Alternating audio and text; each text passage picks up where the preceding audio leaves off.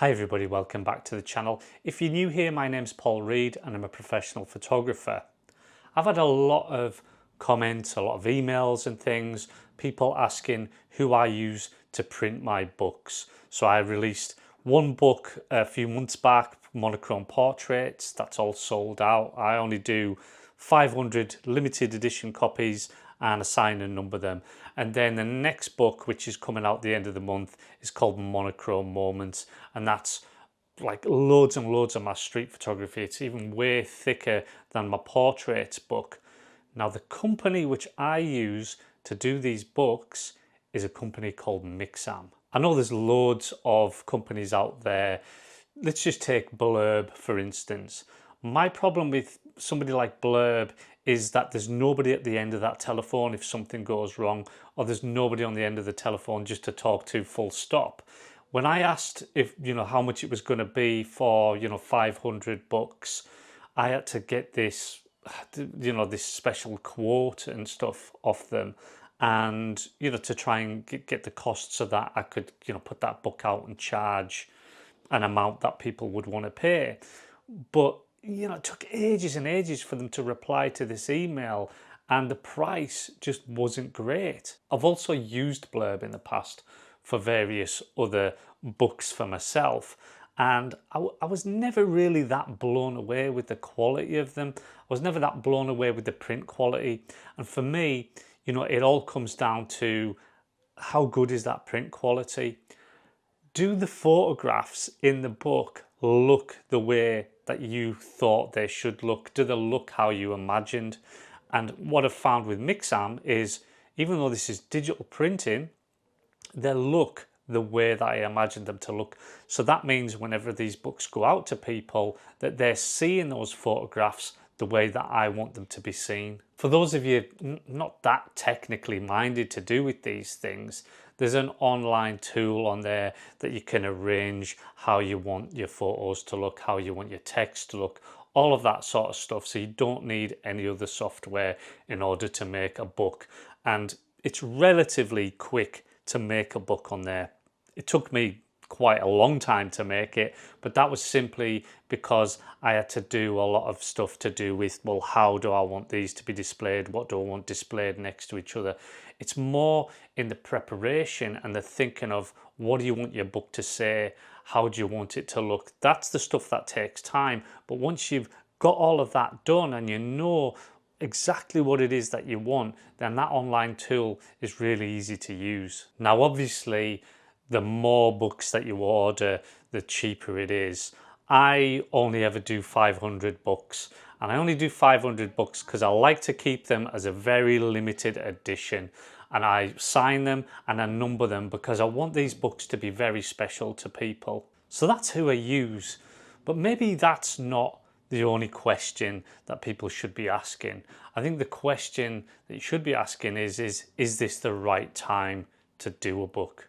Because I could have released a book 3 or 4 years ago, but instead I waited until I had this body of work that I really, really was proud of, that I wanted to put out there. The other thing as well is, if I put a book out there 4 years ago, I wouldn't have had the following that I have now. So then I wouldn't be able to get that book out in front of as many people. Self-publishing yourself, that really does mean that you're in charge of all of the marketing, everything. It's the people that follow you, the people that are interested in your photography, that are going to buy that book. And if you've only got a handful of followers, then obviously you're only going to sell that number of books, meaning that you're not really getting your photography out to as many people as what you may do if, say, you released a book in another 3 years' time. I'm not telling you not to release a book now. If you've got a body of work that you're really proud of right now, then yeah, by all means, then print a few copies of it, and you can print more later. So I'm not saying don't, but for me, I wanted to make sure that it was just of the highest standard. I wanted the photography to be of the highest standard, and I wanted all of those photographs to really be this body of work that kind of almost tells a story. I'm really proud of the books that I've done. I've only done two, the portraits one and this Monochrome Moments one, but I'm learning as well. I learned from the first book on this Monochrome Moments book. This book's way thicker, got way more photographs in it, and I think there's more of a story in this one. Maybe just do the book for yourself and family and friends.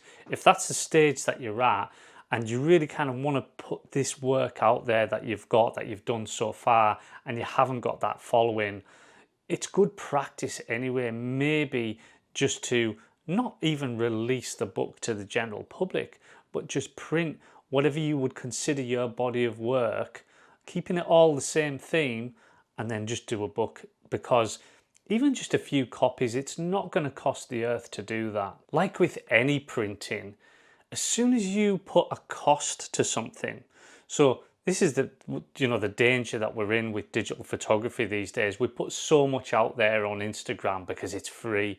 It's free to shoot because we're shooting digital. So, we don't kind of put a value sometimes on the photographs that we take. So we just put everything out there, everything that we think's pretty good. Whenever you're printing for, either big prints or you're printing for a book, then suddenly you start to think, actually, is this worth printing? Is this photograph any good? Do I want this book that I'm going to be showing people? Do I want them to look at this book and kind of define me as a photographer while looking at it? I was also asked why I don't put more, titles and things of different photos, why I don't put any writing next to a lot of the photographs, why it is, there's no writing in there. The reason being is because I don't want to tell you what to think whenever you're looking at those photographs. The photographs should speak for themselves.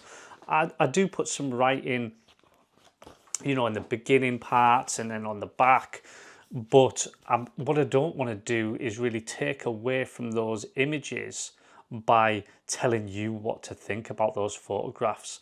And that's something else that I would suggest. If you have to explain what your photographs mean, then maybe the photographs shouldn't be going in the book in the first place. So my Monochrome Moments book, that releases the end of this month. It releases on the 30th of June. If you want a copy of that, then you can go ahead and pre-order that. There's only 500 copies. Like I say, there's over half of them already sold. Everyone is signed and numbered. Like I say, I want these books to be special. There won't be any second editions and third editions and all that sort of stuff.